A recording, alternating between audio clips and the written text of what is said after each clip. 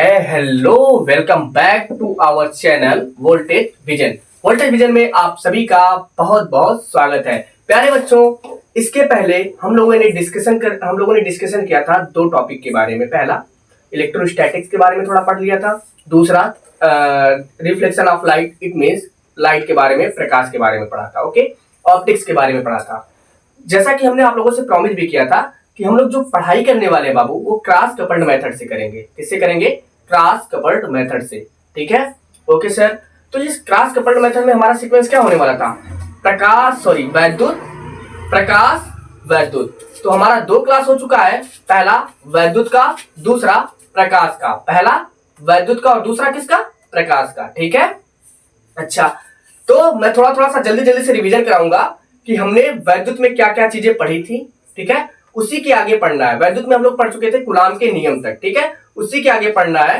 तो क्या करते हैं, एक बार जल्दी से बिना समय बर्बाद किए जो पढ़ चुके हैं उसका एक शॉर्ट रिवीजन करते हैं, फिर आगे की तरफ बढ़ते हैं। ओके, तो आई होप आप लोग बढ़िया होगे, स्वस्थ होगे, मस्त होगे। ठीक है, और एक एनर्जी के साथ अपने अंदर एक पोटेंशियल रखते हुए, है ना, इंटरेस्ट के साथ, बोझ न बना करके बढ़िया से मन लगाकर पढ़ाई करते हैं। ठीक है, स्टार्ट करते हैं आज की क्लास। तो बाबू, हमने देखा था इलेक्ट्रोस्टैटिक्स। किसके बारे में पढ़ना शुरू किया था? इलेक्ट्रोस्टैटिक्स के बारे में। किसके बारे में? इलेक्ट्रोस्टैटिक्स के बारे में। हमने बताया था कि बाबू जो इलेक्ट्रो वर्ड होता है ना, वो इलेक्ट्रॉन को रिप्रेजेंट करता है, और स्टैटिक्स का मतलब होता है, केवल समझने के लिए, फिक्स मान लो। यानी कि जो हमारा इलेक्ट्रॉन है वो फिक्स है, एक जगह रुका हुआ है, चल नहीं रहा है। ठीक है, इलेक्ट्रॉन फिक्स है, नॉट मूव, नहीं चल रहा है। तो बाबू, अच्छा, इलेक्ट्रॉन पे चार्ज कैसा होता है? नेगेटिव चार्ज होता है सर। कैसा चार्ज होता है? नेगेटिव चार्ज होता है। कैसा चार्ज होता है मेरे भाई? निगेटिव चार्ज होता है। कैसा होता है? निगेटिव होता है। अब निगेटिव चार्ज है अगर, तो बाबू एक चीज समझना, निगेटिव चार्ज है। अगर मैं आपसे पूछूं बाबू, बताना मुझे, अगर टाइप ऑफ चार्ज कितने प्रकार के होते हैं? अगर मैं कहूं एक बात बताओ, टाइप ऑफ चार्ज कितने प्रकार के होते हैं, तो बोलोगे सर टाइप ऑफ चार्ज आपने बता रखा है दो प्रकार के होते हैं, एक पॉजिटिव और एक नेगेटिव। एक पॉजिटिव और एक नेगेटिव। अगर मैं पूछूं बेटा बताना, पॉजिटिव चार्ज कब आएगा किसी एटम पर, किसी परमाणु पर पॉजिटिव चार्ज कब आएगा? तो बोलना, बताना सर, जब बिना किसी एटम से, किसी परमाणु से इलेक्ट्रॉन उसको छोड़कर भाग जाएगा, इलेक्ट्रॉन वहां से बाहर निकल जाएगा, तो उस परमाणु पे धनावेश आ जाएगा।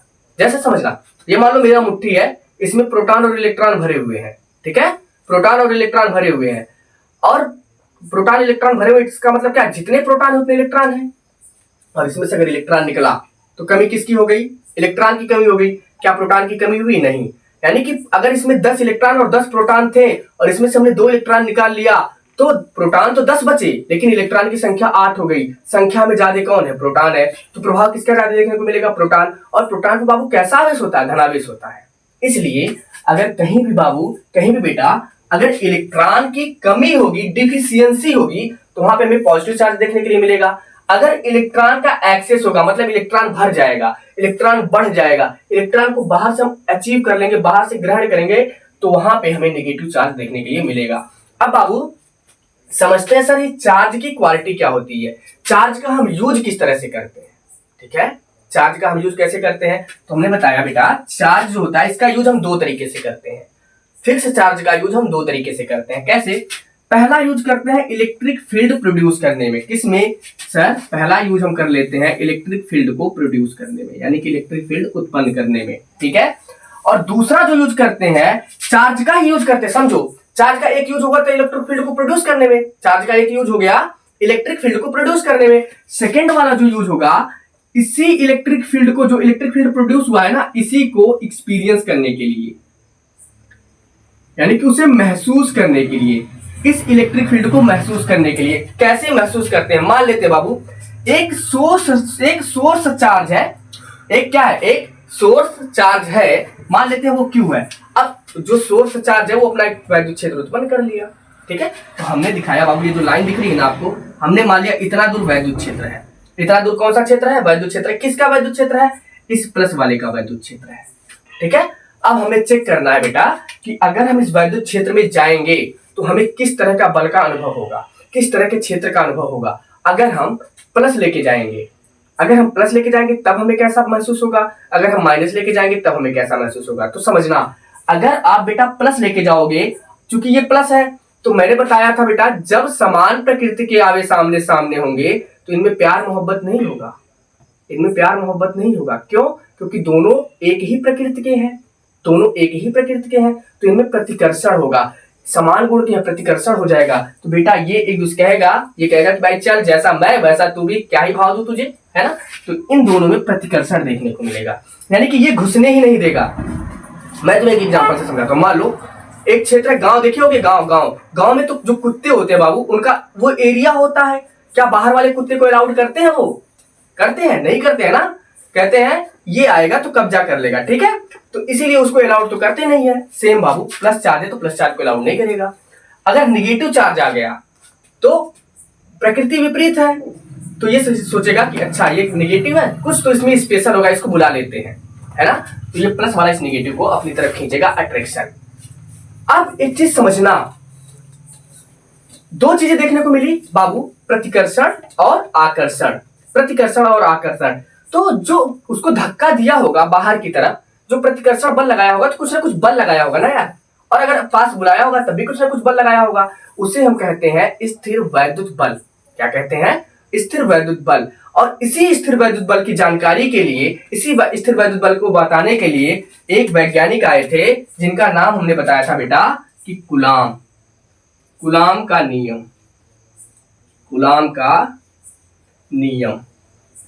और इसमें हमने बताया था कि भैया प्यारे बच्चों, अगर दो आवेश मान लो Q1 और Q2 एक दूसरे से r दूरी पर रखे हों, तो इनके बीच लगने वाला स्थिर वैद्युत बल, इनके बीच लगने वाला स्थिर वैद्युत बल इन आवेशों के गुणनफल के अनुक्रमानुपाती, इन आवेशों के गुणनफल के अनुक्रमानुपाती और इनके बीच की दूरी के वर्ग के व्युत्क्रमानुपाती होगा। इट मींस अगर बेटा इसमें से हम आवेश को बढ़ाएंगे तो बल भी बढ़ेगा, आवेश को कम कर दोगे बल कम हो जाएगा। लेकिन मेरे प्यारे बच्चे अगर दूरी बढ़ाओगे बेटा तो बल क्या होगा? कम हो जाएगा। मतलब अगर इस आवेश को मैं दूर लेके चला जाऊंगा, इस आवेश को मैं दूर लेके चला जाऊंगा, इस आवेश को अगर मैं दूर लेके चला जाऊंगा तो क्या होगा? बल कम होता चला जाएगा। हमने यहाँ पे ग्राफ भी बनवाया था, अगर आपको याद हो, यहाँ पे हमने लिखवाया था कि बाबू ये रहा Fe और यहाँ पे है R, और जो हमने ग्राफ बनवाया था वो ऐसे बनवाया था। इसका एक फार्मूला भी निकला था क्या? हाँ सर निकला था ना। वो फार्मूला था Fe बराबर 1/4 pi epsilon not epsilon R Q1 Q2 by R square, Q1 Q2 by R square. लेकिन अगर मैं बात करूं फॉर वैक्यूम, किसके लिए?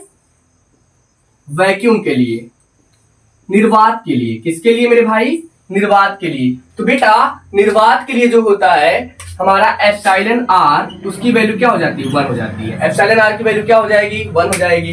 तो अब अगर मैं इस वैल्यू को रखूं तो Fe बराबर आ जाएगा 1/4 pi epsilon not Q1 Q2 by R square. अरे हो जाएगा इतना। और इसको सॉल्व करके हमने इसी को क्या कह दिया था? ये जो वैल्यू दिख रहा है आपको, इसी को हमने मान लिया था K, और इसी K का वैल्यू हम निकाले थे 9 × 10⁹, यानी कि F इक्वल टू जो आया था 9 × 10⁹ Q1 Q2 by R square. अच्छा बाबू, इसका जो यूनिट होगा वो क्या होगा? यूनिट सर इसका होगा न्यूटन। अगर मैं बात करूं इसका डायमेंशन यानी कि बीमा क्या हो जाएगा? F की बीमा क्या होगी?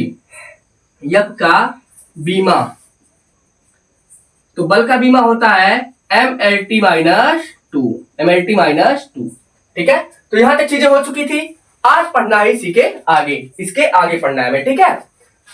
ओके, एक बार जल्दी जल्दी से ऐसे सरसरी नजर से देखो, फिर आगे बढ़ते हैं हम लोग, है ना। एक बार देख लेते हैं। हो गया यहां तक? समझ में आ गई चीजें? आई होप आप लोग बाबू अच्छे से पढ़ रहे होंगे, है ना। देखो यार, मेरे मेहनत को ऐसे बर्बाद मत जाने देना। आप लोगों को दिख रहा होगा कि हाँ वाकई मैं बाबू थोड़ा एफर्ट तो डाल रहा हूं आप लोगों के लिए, बस थोड़ा सा आप भी डाल लो, मजा ही आ जाए, है ना।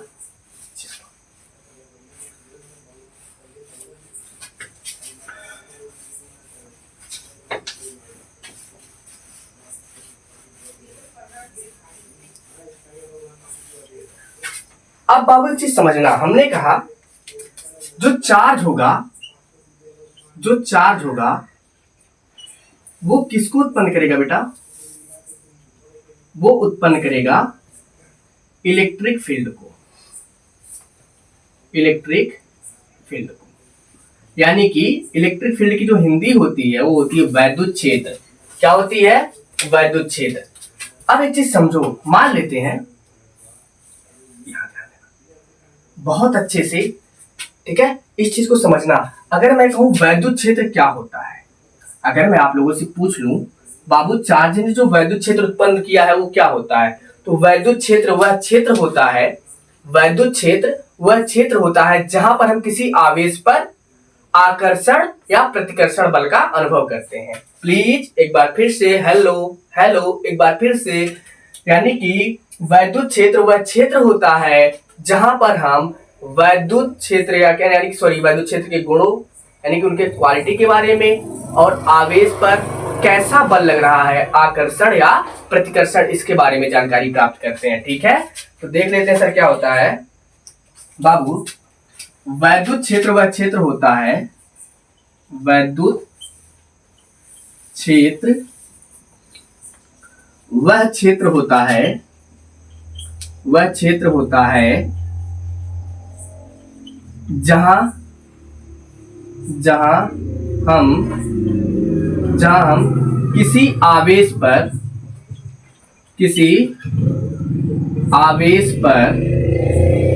जहां हम किसी आवेश पर वैद्युत बल का अनुभव करते हैं, वैद्युत बल का अनुभव करते हैं। ठीक है, यानी कि electric field is that field in which we experience a force at charge. Okay, एक बार फिर से समझते हैं। ठीक है, electric field is that field in which we experience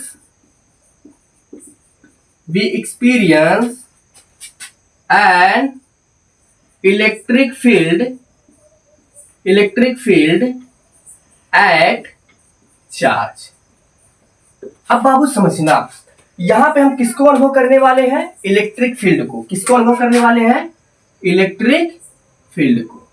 अब इलेक्ट्रिक फील्ड बाबू इलेक्ट्रिक फील्ड को अनुभव करने वाले हैं। ठीक है, इलेक्ट्रिक फोर्स, यहां पे होगा इलेक्ट्रिक फोर्स किसको अनुभव करोगे प्यारे बच्चों? इलेक्ट्रिक फोर्स को। इलेक्ट्रिक फोर्स दो तरीके के हो सकते हैं। इलेक्ट्रिक फोर्स कितने तरीके के हो सकते हैं? दो तरीके के हो सकते हैं।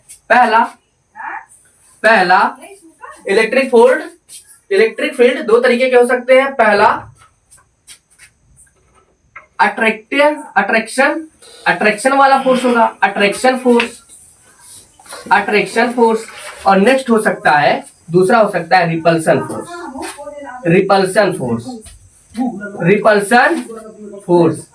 कौन सा फोर्स हो सकता है?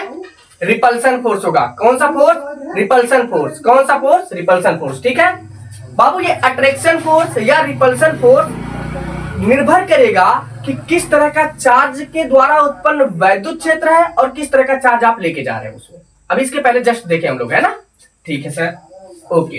अब बाबू समझना, जो हम बल अनुभव करते हैं किसी आवेश पर, जिस बल का अनुभव होता है उस बल की मात्रा, जैसे समझो, मान लो ये वैद्युत क्षेत्र है।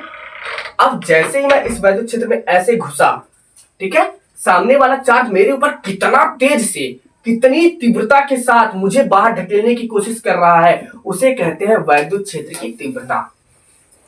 एक बल तो लग रहा है, लेकिन वो बल कितना लग रहा है मेरे ऊपर, समझना, बल लग रहा है मेरे ऊपर, लेकिन कितना लग रहा है ये किससे पता चलता है? वैद्युत क्षेत्र की तीव्रता। भाई वैद्युत क्षेत्र के बल पे ही, वैद्युत क्षेत्र की क्वालिटी पे ही, वैद्युत क्षेत्र की तीव्रता पे ही तो निर्भर करेगा कि मुझे कोई कितनी तेज से बाहर फेंकेगा। ठीक है, इतनी बात समझ में आ गई? अगर इतनी बात समझ में आ गई तो आगे बढ़ा जाए क्या? ओके, तो अब हम यहां से पढ़ेंगे इलेक्ट्रिक फील्ड इंटेंसिटी, मतलब वैद्युत क्षेत्र की तीव्रता। वैद्युत क्षेत्र की तीव्रता। क्या पढ़ेंगे? वैद्युत क्षेत्र की तीव्रता। मेरे प्यारे बच्चों समझो बाबू, मान लेते हैं एक सोर्स है प्लस क्यू यस, क्या नाम दे देते हैं? Q yes. क्यू यस मतलब, यस मतलब सोर्स, क्यू मतलब चार्ज, ठीक है। तो क्यू यस एक सोर्स चार्ज है और इसके कारण बेटा मान लेते हैं ये हमारा जो है ये है वैद्युत क्षेत्र। कौन सा क्षेत्र है? वैद्युत क्षेत्र है। अब इस पे कोई पॉइंट ले लो ए, कौन सा पॉइंट ले लो? ए। और इस ए वाले पॉइंट पे हम लाके रखते हैं एक कूलम आवेश। जो परिभाषा है उसको समझना, जो परिभाषा उसको समझना। वो ये कहता है किसी वैद्युत क्षेत्र में, किसी वैद्युत क्षेत्र में स्थित किसी बिंदु पर, देखो किसी वैद्युत क्षेत्र में स्थित किसी बिंदु पर एक कूलम आवेश, एक कूलम आवेश द्वारा अनुभव किया गया वैद्युत बल वैद्युत क्षेत्र की तीव्रता कहलाती है। फिर से एक बार फिर से सुन लो, ठीक है। किसी वैद्युत क्षेत्र में, किसी वैद्युत क्षेत्र में स्थित किसी बिंदु पर एक कूलम आवेश द्वारा अनुभव किया गया बल, अनुभव किया गया बल, ठीक है, अनुभव किया गया बल उस क्षेत्र की तीव्रता होती है, उसे ही वैद्युत क्षेत्र की तीव्रता कहते हैं। एक बार पहले उसका लिख लेते हैं परिभाषा, ठीक है। किसी वैद्युत क्षेत्र में, किसी वैद्युत क्षेत्र में स्थित किसी बिंदु पर, किसी बिंदु पर एक कूलम, एक कूलम द्वारा, एक कूलम द्वारा अनुभव किया गया बल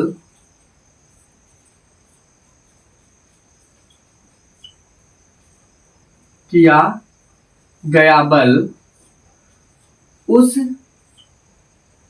किया गया बल उस वैद्युत क्षेत्र की तीव्रता कहलाती है, उस वैद्युत क्षेत्र की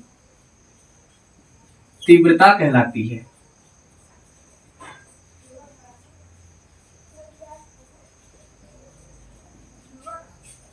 ठीक है, समझ में आया? मतलब मान लेते हैं बाबू, ठीक है, जैसे समझो, मान लेते हैं कोई वैद्युत क्षेत्र है, यही वैद्युत क्षेत्र है। यहाँ पे अगर हम एक कूलम आवेश रखे हैं तो ये जो है इसके ऊपर कितने बल से धक्का देगा? अरे भाई समझना, ये प्लस है, ये भी कैसा है? प्लस है। तो ये क्या करेगा? इसको बाहर की तरफ ढकेलेगा। तो बाबू जितने बल से ये जो आवेश है अपने ऊपर जितने बल का अनुभव करेगा ना, अपने ऊपर जिस बल का अनुभव करेगा वही क्या करेगा? वही वैद्युत क्षेत्र की तीव्रता कहलाएगा। वही क्या कहलाएगा? वैद्युत क्षेत्र की तीव्रता कहलाएगा। ठीक है, आई बात समझ में? यहां पे बाबू बल बोले बट लिखे नहीं, I am sorry for that. ठीक है, चलो तो इतनी चीजें क्लियर हो गई क्या? फिर आगे बढ़ा जाए। तो अब समझो बाबू, ये क्या है? एक तरह सा सोर्स चार्ज है और एक बिंदुवत सोर्स चार्ज है, एक बिंदु पर रखा हुआ है। ठीक है, अब जरा समझना, इसके आधार पे हम एक फार्मूला निकालते हैं बाबू। ई बराबर, वैद्युत क्षेत्र को हम किससे प्रदर्शित करते हैं? ई बराबर Q by F by Q, F by Q, E बराबर एफ बाई क्यू, क्यू। ठीक है, और क्यू नॉट क्यों लिख दिया सर? क्योंकि इसे हम कहते हैं बेटा टेस्ट चार्ज, टेस्ट चार्ज। देखो अब बाबू इतना भी डिटेल में नहीं जा सकते, है ना? अगर ज्यादा डिटेल में जाएंगे तब भी कंप्लीट नहीं हो पाएगा आप लोगों का, टाइम कम है। ठीक है, तो इतना समझना, ई बराबर एफ बाई क्यू नॉट, क्योंकि एक बार पढ़ा चुका हूं तो इतना आपका दिमाग काम करना चाहिए। ठीक है, चलो बेटा, तो ई बराबर क्या हो गया? एफ बाई क्यू नॉट हो गया। ई बराबर क्या हो गया? एफ बाई क्यू नॉट हो गया। ठीक है सर, अब यहीं पे एक पॉइंट बाबू जो एग्जाम में आता है यार, है ना, इस चीज को प्लीज मिस मत करना, don't miss this topic. Okay okay, clear? ठीक है सर, हमको सब समझ में आया। तो हमने कहा ठीक है, हेडिंग डाल लेना। इतना समझ में आया तो इसे मिटाया यार, है ना? आ गया? चलो हेडिंग डालते हैं, बिंदु आवेश के कारण वैद्युत क्षेत्र की तीव्रता। किसके कारण? बिंदु आवेश के कारण वैद्युत क्षेत्र की तीव्रता। बाबू बहुत फेवरेट टॉपिक है ये और बहुत अच्छा है यार, बोरिंग नहीं है, सबसे बड़ी चीज है ना। तो टॉपिक क्या होने वाला है हमारा, देखना, हमारा जो टॉपिक होने वाला है वो है बिंदु आवेश, बिंदु आवेश के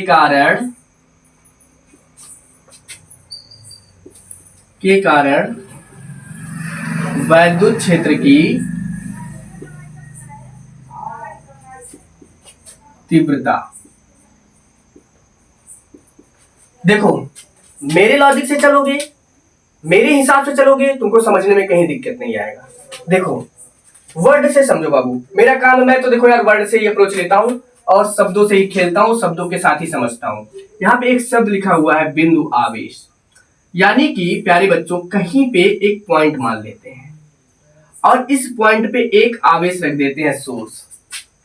बिंदु आवेश, बिंदु आवेश, बिंदु के कारण क्या हो गया, आवेश। तो एक चीज तो कंप्लीट हो गया ना, बिंदु आवेश के कारण। अब इसके कारण बेटा क्या उत्पन्न हो जाएगा सर, इसके कारण उत्पन्न होगा हमारा वैद्युत क्षेत्र।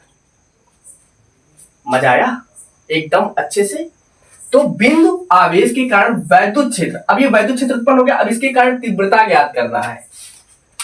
देख भाई, मेरी बात ध्यान से सुनो, मेरी बात दिमाग में बैठा लो, मेरी बात को दिमाग में बैठा लो। मान लो एक चीज देखिए, जब हमारे प्रधानमंत्री जी या कोई मंत्री किसी क्षेत्र में जब जाते हैं, ठीक है, तो क्या करते हैं, पहले उनकी टीम आएगी, चेक करती है कि भाई यहाँ पे उतरने लायक है कि नहीं, यहाँ पे माहौल कैसा है, ठीक है। यानी कि उस क्षेत्र की जानकारी करने के लिए कुछ लोग आते हैं। जहां पे हमारे प्रधानमंत्री जी या कोई विशेष अतिथि आने वाले होते हैं, तो उस क्षेत्र की जानकारी करने के लिए कुछ एजेंट जाते हैं। तो वो क्या करने जाते हैं बेटा, टेस्ट करने जाते हैं ना। तो एक तरह से वो टेस्टर है, एक तरह से वो क्या है, टेस्टर है, एक तरह से क्या है, टेस्टर है। क्या डायरेक्ट मोदी जी उतर जाएंगे वहां पे? सोच, अगर बिना जांच किए किसी क्षेत्र में किसी नेता को या किसी भी व्यक्ति को भेज दिया जाए और वो संगीन इलाका हो, वहां पे कुछ उल्टी पुल्टी चीजें की गई हो, तो क्या उनको क्षति नहीं पहुंचेगा, उनको नुकसान नहीं पहुंचेगा? तो बताओ मुझे बाबू, किसी क्षेत्र का जानकारी करने के लिए सीधे मालिक को भेजोगे या एक कार्यकर्ता को भेजोगे, एक टेस्ट करने वाले को भेजोगे? आप दुकान वाले को देखे होंगे, जब कोई आपका इक्विपमेंट खराब हो जाता है बेटा, मान ले ये बोर्ड है ना, या फिर ये लाइट है, ये लाइट खराब हो जाए, तो क्या मैं इस वायर को काट के इसे उंगलियां डाल के चेक करूंगा कि ये इसमें लाइट आ रही है कि नहीं आ रही है? अगर ऐसे चेक करूंगा तो मुझे करंट मार देगा यार। तो इसी समस्या से बचने के लिए टेस्टर बनाया ना भाई। इसीलिए बाबू, इस वैद्युत क्षेत्र की जानकारी करने के लिए एक टेस्ट चार्ज लाएंगे। लेकिन परिभाषा क्या कहा है, परिभाषा ये कहा है कि इस वैद्युत क्षेत्र में किसी बिंदु पर, मान लो बेटा ये पॉइंट ए है, पर 1 कूलाम आवेश द्वारा अनुभव किया गया बल। तो मैं आपको बताऊं बाबू, ये जो 1 कूलाम आवेश है ना मेरे प्यारे बच्चे, बहुत बड़ा आवेश है बेटा, बहुत बड़ा आवेश है। ये प्रधानमंत्री जी हैं, 1 कूलाम आवेश हमारे प्रधानमंत्री जी हैं, 1 कूलाम आवेश हमारे एपीजे अब्दुल कलाम जी हैं। 1 कूलाम आवेश जो है बहुत बड़े जो हमारे देश के लिए बहुत अच्छे व्यक्ति हैं वो हैं, है ना, उनको बुलाना है इस क्षेत्र में बाबू। ये इसका क्षेत्र है, इस क्षेत्र में इनको लैंड करना है बेटा। किसको? 1 कूलाम आवेश को।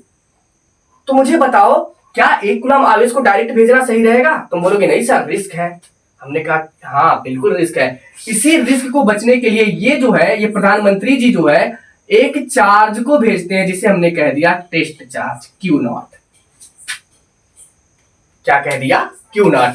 तो बताओ ये QS क्या करेगा? ये QS बेटा कैसा है? पॉजिटिव है। ये कैसा है? ये भी पॉजिटिव है।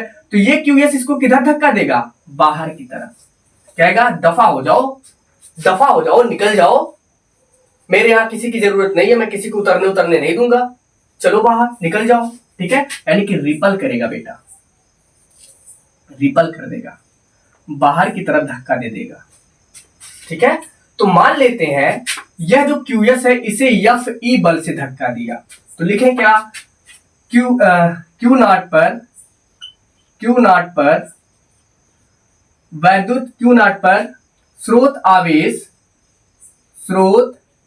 आवेश QS द्वारा आरोपित बल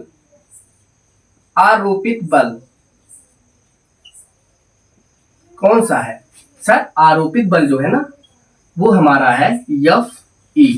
बेटा यही तो है ना, इसी बल से तो धक्का दिया है बाहर की तरफ, इसी बल से दिया है ना, ठीक है।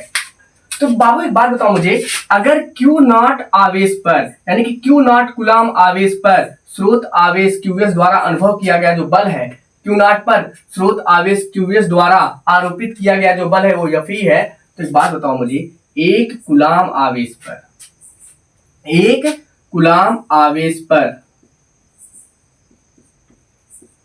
आवेश पर आरोपित बल क्या होगा? समझो बेटा, जब भी ऐसी चीजें दी गई हो, यहाँ पे Q0 हो या कोई भी संख्या जैसे 2, 4, 8, 10, 25, 30 कुछ भी हो, अगर यहाँ पे एक रखोगे Q0 की जगह तो ये Q0 इसके नीचे चला आएगा, तो क्या आ जाएगा? यहाँ पे आ जाएगा बेटा Fe by Q0। अच्छा ठीक है सर, एक बात बताइए, अगर बेटा मुझे Fe का वैल्यू मिल जाए, तो मैं यहाँ पे रख दूंगा, और मुझे एक कूलाम आवेश पर जो आरोपित बल है, इसके पहले भी तो परिभाषा पढ़ के आए, देखो ना बेटा, सॉरी मिटा दिए। तो एक कूलाम आवेश पर आरोपित बल को हम क्या कहते हैं? वैद्युत क्षेत्र की तीव्रता कहते हैं, और इसी को हम किससे प्रदर्शित करते हैं? E से। तो E बराबर क्या आया? Fe by Q0। तो सर अगर हमें Fe का मान पता चल जाए तो हमारा काम हो जाए। तो मान लेते हैं यहां से लेकर के यहां तक की जो दूरी है वो क्या है बेटा? R है। क्या है? R है। तो कूलाम के नियम से, किसके नियम से? कूलाम के नियम से। किसके नियम से बेटा? कूलाम के नियम से। कूलाम के नियम ने क्या कहा था? Fe बराबर Q1 Q2 यानी कि QS, sorry 1/4 pi epsilon not लिख लें, फार्मूला ये तो निकाले थे 1/4 पाई एप्सिलॉन नॉट। ये क्या है? Q1 Q2, Q1 की जगह क्या है? QS है, Q2 की जगह Q0 यानी कि QS गुणे Q0, इनके बीच की दूरी क्या है बेटा? R है, तो R स्क्वायर। अब इस Fe का जो वैल्यू है वो कहां पे रख दो? यहां पे रख दो। रख दिया जाए? जी सर रख दिया जाए। तो E बराबर Fe की जगह रखा जाए भाई, Fe की जगह रख दिया जाए? जी सर रख दिया जाए। तो क्या है देखना, 1/4 pi epsilon not QS Q0 by किस पे? R स्क्वायर, और यहाँ पे क्या आया? यहाँ पे क्या आ गया? Q0। एक बात बताओ बेटा, ये Q0 से ये Q0 खत्म? जी सर हो गया। तो E बराबर 1/4 pi epsilon not QS by R square है। अरे सर मजा आ गया। हमने देखा कि सर वैद्युत क्षेत्र की तीव्रता तो टेस्ट चार्ज पर निर्भर ही नहीं करता। वैद्युत क्षेत्र की तीव्रता क्या Q0 पे निर्भर कर रहा है बेटा? देखो कहीं पे Q0 आया है? नहीं आया ना, तो इसका मतलब लिख लेना यहाँ पे भाई, यहाँ पे लिख लेना, दवा है ये, है ना, नोट पॉइंट यही तो है। यानी कि जो वैद्युत क्षेत्र की तीव्रता होती है हमारी, यानी कि electric field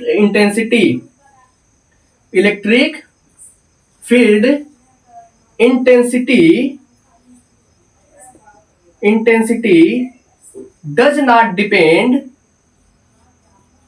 does not depends at test charge.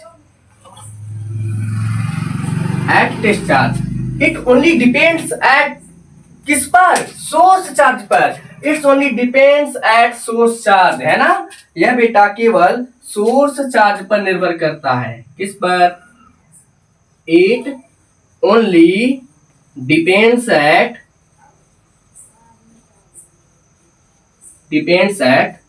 Source charge. It's only depends at source charge. मजेदार टॉपिक मिला बेटा, इसको एग्जाम में चेक देना, कॉपी पेस्ट कर देना एग्जाम में, जो करते हो छोड़ना मत, ठीक है। तो यहाँ पे हमको एक फार्मूला मिल गया ये वाला। अब बात कर रहे थे बेटा वैद्युत क्षेत्र की तीव्रता का मात्रक क्या होता है। यहाँ पे जरा ध्यान देना, यहाँ पे आ जाओ, फटाक से आ जाओ। तो E का मात्रक अगर मैं बात करूं बेटा, वैद्युत क्षेत्र की तीव्रता का मात्रक, तो F का मात्रक क्या हो जाएगा? न्यूटन, और Q का मात्रक कूलाम। तो न्यूटन पर कूलाम, यानी कि वैद्युत क्षेत्र की तीव्रता का जो मात्रक होता है वो क्या होता है, न्यूटन पर कूलाम, न्यूटन पर कूलाम। इतनी चीजें समझ में आ गई। अब यहाँ पे कुछ चीजों को देख लेते हैं, संबंध देखते हैं बेटा। समझो, अगर मैं यहाँ पे देखूं तो E इनवर्सली प्रोपोर्शनल है किसके, आर स्क्वायर के। मतलब चीज समझे, अगर बेटा हम यहाँ पे E ले ले और यहाँ पे R ले ले, जैसे जैसे दूरी बढ़ाओगे, समझो देखो, ये मान लो स्रोत आवेश है, ये स्रोत आवेश है, ये इसी सेंटर को मान लो स्रोत आवेश है ना, ये जो दिख रहा है आपको स्रोत आवेश है। तो इसका क्षेत्र इतनी दूर है, जैसे जैसे यहां से दूर जाते जाओगे इसका प्रभाव कम नहीं होता जाएगा। भाई समझना, मान लो एक व्यक्ति का जो प्रभाव है वो 1 किलोमीटर में है। कितने किलोमीटर में बेटा, 1 किलोमीटर में। तो और वो व्यक्ति जो है 1 किलोमीटर के ऐसे सेंटर में है, एकदम सेंटर में खड़ा है। तो बेटा उसके आसपास तीव्रता ज्यादा होगी, भाई उसका प्रभाव ज्यादा होगा। लेकिन जैसे जैसे उसके पास से दूर जाओगे, अगर कहीं 1 किलोमीटर से बाहर चले गए, तो क्या उसका प्रभाव देखने के लिए मिलेगा सर? नहीं मिलेगा बेटा, नहीं मिलेगा, है ना। यानी कि अगर हम स्रोत आवेश से दूरी बढ़ाते जाएंगे तो उसका प्रभाव भी कम होता जाएगा। अगर दूरी बढ़ाते जाओगे तो प्रभाव भी क्या होता जाएगा, कम होता जाएगा। यार आंख दर्द करने लगा, आई एम सॉरी, है ना। अगर दूरी बढ़ाते जाओगे तो प्रभाव उसका क्या होता जाएगा, कम होता जाएगा। ठीक है, तो यहाँ पे 2 चीजें देखने के लिए मिली। पहला कि हमारा जो वैद्युत क्षेत्र की तीव्रता होती है बाबू, वो केवल स्रोत आवेश पर निर्भर करती है, टेस्ट चार्ज पर निर्भर नहीं करती है। ठीक है, फार्मूला आ गया ये बाबू। इसे अगर कभी एग्जाम में अगर सॉल्व करने के लिए आ जाए तो शॉर्टकट ट्रिक सीधे लगाना। E बराबर इसका वैल्यू कितना होता है, 9 × 10 की घाते 9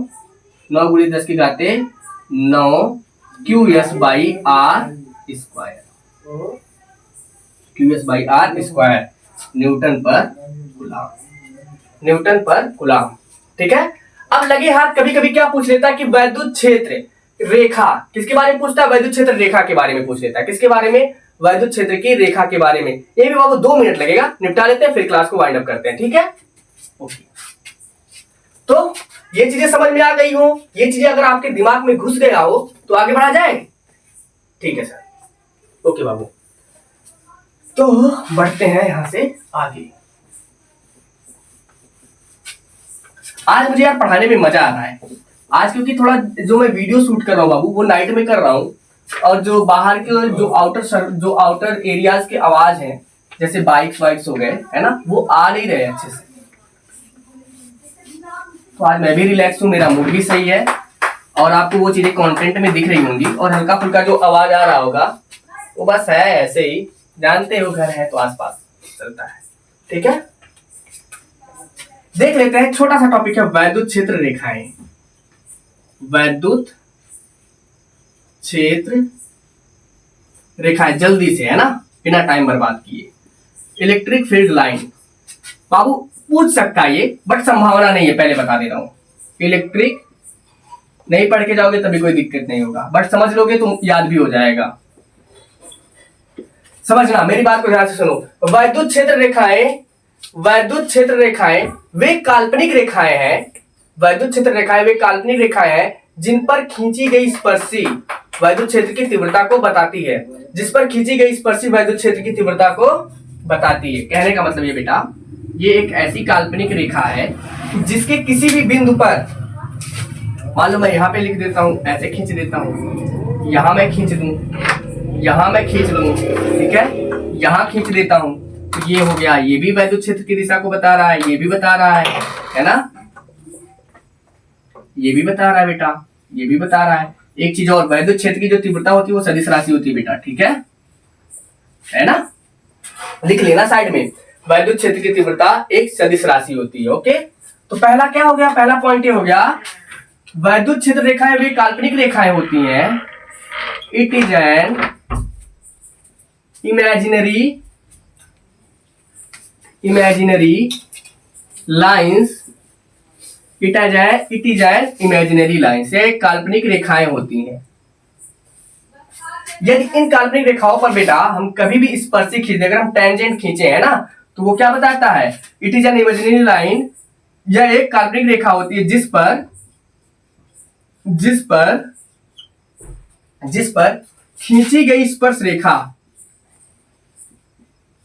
जिस पर खींची गई स्पर्श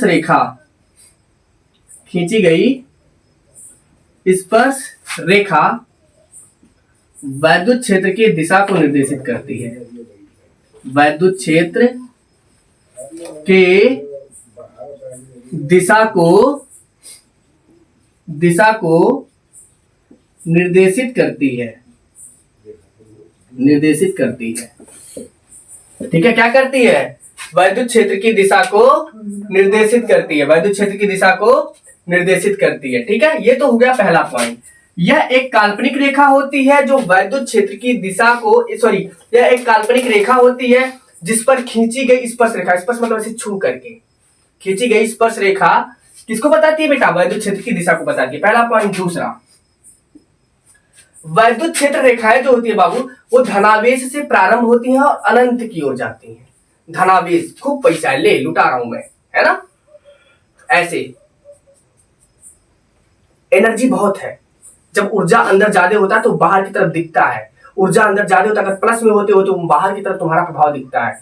जब खुद ही तुम अपनी तरफ से डिमोटिवेटेड रहोगे बेटा, है ना, अंदर तुम्हारे मोटिवेशन ही नहीं है, तो क्या मोटिवेटेड करोगे किसी को, तुम्हारा प्रभाव क्या देखने के लिए मिलेगा। ठीक है, तो सबसे बड़ी चीज समझना, यानी कि वैद्युत क्षेत्र रेखाएं धनावेश से प्रारंभ होकर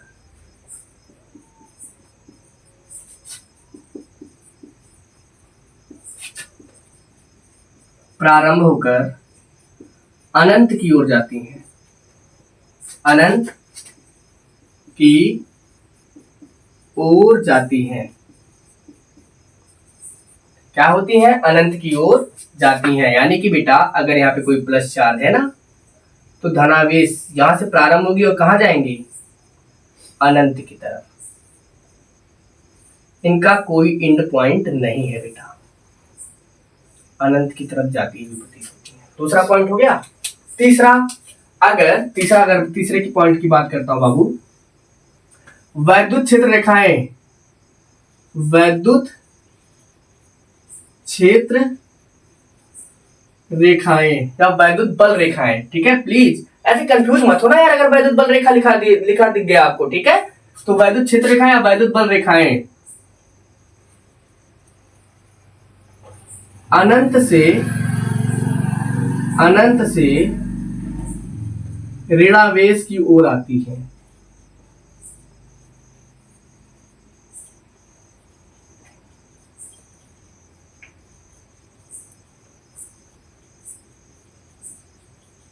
अनंत से ऋणावेश की ओर आती हैं। इट मीन्स अगर बेटा मैं यहाँ पे कोई नेगेटिव चार्ज लेता हूं ना, तो बाहर से अंदर की तरफ आता हुआ प्रतीत होगा।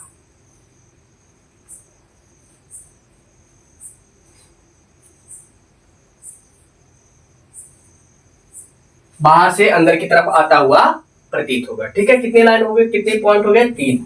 चौथा पॉइंट बेटा, चौथा पॉइंट, अगर मान लो धनावेश और ऋणावेश एक दूसरे से थोड़ी दूरी पर हो, तो जो हमारी वैद्युत बल रेखाएं होंगी वो धनावेश से शुरू होंगी और ऋणावेश की ओर जाएंगी, ऐसे इस तरह से बेटा, वक्राकार के रूप में, है ना। कैसे बाबू, कैसे बेटा, वक्राकार, है ना, कैसे, वक्राकार। ठीक है, ये बेटा कैसे जा रही है, धनावेश से प्रारंभ होकर के ऋणावेश की ओर, ऐसे। मुझे एक बात बताओ बाबू, आपने इस पूरी प्रक्रिया में कहीं पे क्या ये देखी हो कि ये वैद्युत बल रेखाएं कभी एक दूसरे को काटी हो, कभी काटी है क्या, नहीं। तो 5वां पॉइंट होगा, वैद्युत बल रेखाएं कभी भी एक दूसरे को काटती नहीं है, यानी कि प्रतिच्छेदित नहीं करती हैं। वैद्युत बल रेखाएं कभी भी एक दूसरे को प्रतिच्छेदित नहीं करती हैं।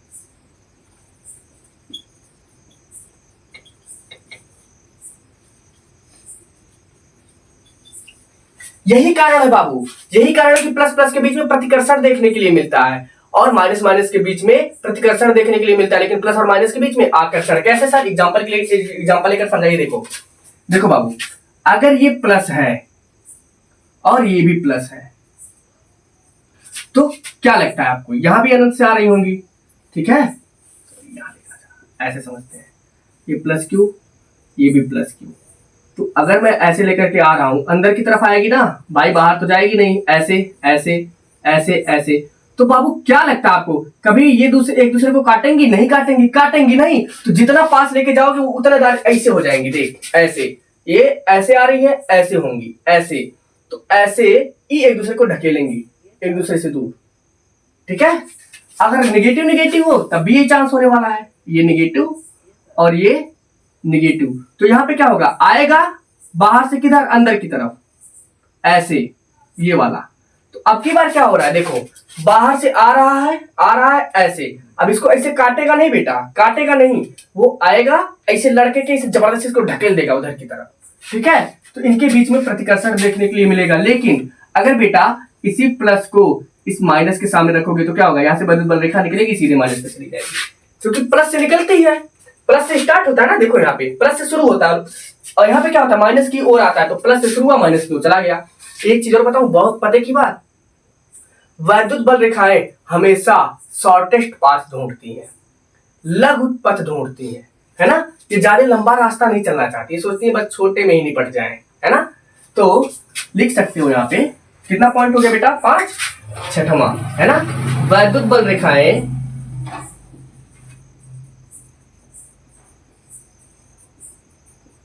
लघु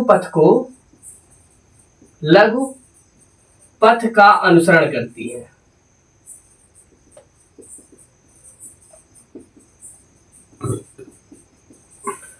ठीक है? इसी के साथ आज वाला क्लास, आई होप, मुझे जहां तक लग रहा है आप लोगों को बहुत मजा आया होगा, और मुझे तो मजा आया यार, मुझे पढ़ाने में बहुत मजा आया है। ठीक है प्यारे बच्चों? और हाँ, एक चीज और देखो, आज वाला जो क्लास है इसमें से पक्का एक क्वेश्चन आपके बोर्ड के एग्जाम में देखने के लिए मिलेगा, 101%। और हाँ यार, आज वाला क्लास अगर मजा आया होगा, ठीक है, तो एक थम्स अप या एक हार्ट जरूर आप कमेंट करना, ठीक है? और रही बात इसकी, तो आज तो मजा ही आया। और हाँ यार, मैं कुछ कहने वाला था बट थोड़ा मेरे दिमाग में आ नहीं रहा, बट मैं बता रहा हूँ, सुनो।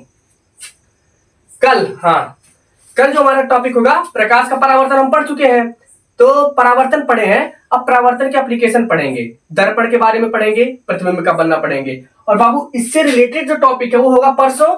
और परसों बाबू, परसों वाला क्लास प्लीज मिस मत करना, ना कल वाला ना परसों वाला। क्यों? क्योंकि परसों जो चलेगा ना वो चलेगा वैद्युत द्विध्रुव, और वैद्युत द्विध्रुव मतलब और उसके अच्छी स्थिति पे, निरक्षीय स्थिति पे वैद्युत क्षेत्र निकालना। बेटा बात मान लो, मेरा 4-5 नंबर तुम्हारे कहीं नहीं गए परसों वाली क्लास से, है ना? छोड़ना मत। तो अगर आप लोगों को क्लास मजा आया हो तो दबा के शेयर करो, सपोर्ट करो बाबू, है ना? और साथ में कुछ अच्छा करेंगे यार। तब तक के लिए हम मिलते हैं कल। Bye bye, tata, take care, स्वस्थ रहो, मस्त रहो।